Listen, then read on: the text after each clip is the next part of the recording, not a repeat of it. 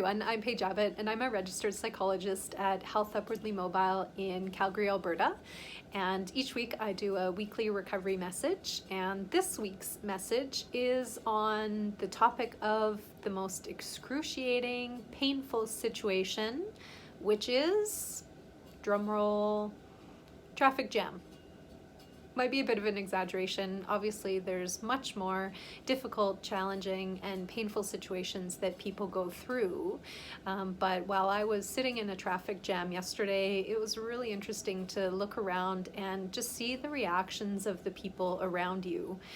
People are looking very agitated, some are angry, honking, swearing, impatient, making moves that are quite dangerous to deal with that discomfort.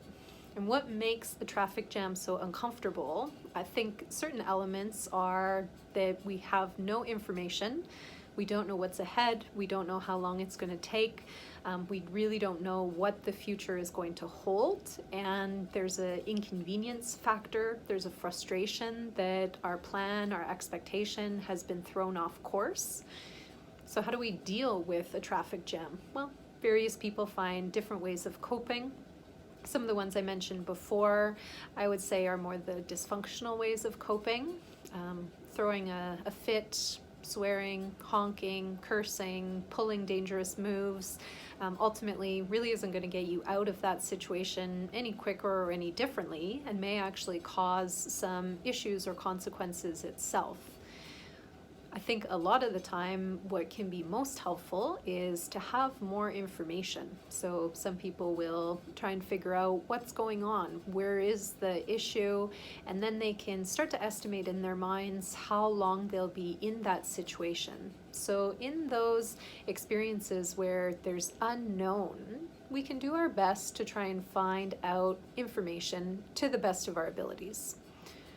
When we have that information, or if that information isn't available to us, other ways of coping: you turn on the radio, listen to some nice music, listen to a podcast, an ebook, appreciate the quiet time, have a conversation with the person next to you, look around, maybe engage in some dialogue even with the person next to you out your window. So these would be kind of the healthier ways of coping, because they show that there's acceptance of what is and what's happening, rather than trying to fight the outcome. Some of you may be wondering, some of you may have figured out, why am I talking about a traffic jam?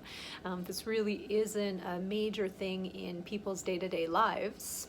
Not necessarily, but I think that the metaphor and the situation of a traffic jam mimics very nicely some of the biggest challenges that people have in life in general. So there's many situations in our lives that mimic a traffic jam, in the sense that things that come up unexpectedly, out of the blue, that derail our thoughts, our plans, our expectations, and then we have to cope.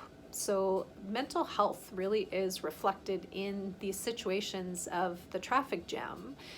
If your mental health is pretty strong and you're feeling quite resilient, then you will be able to embrace and accept this is just a situation that you need to deal with and you need to work through to the best of your ability.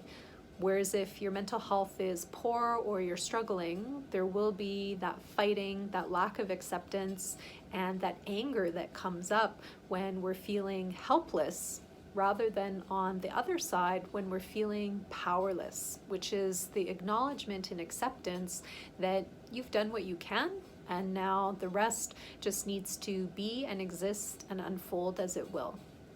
So what can we learn from this? Well, you can literally look at your own experiences in traffic jams to see where is your mental health at on any given day.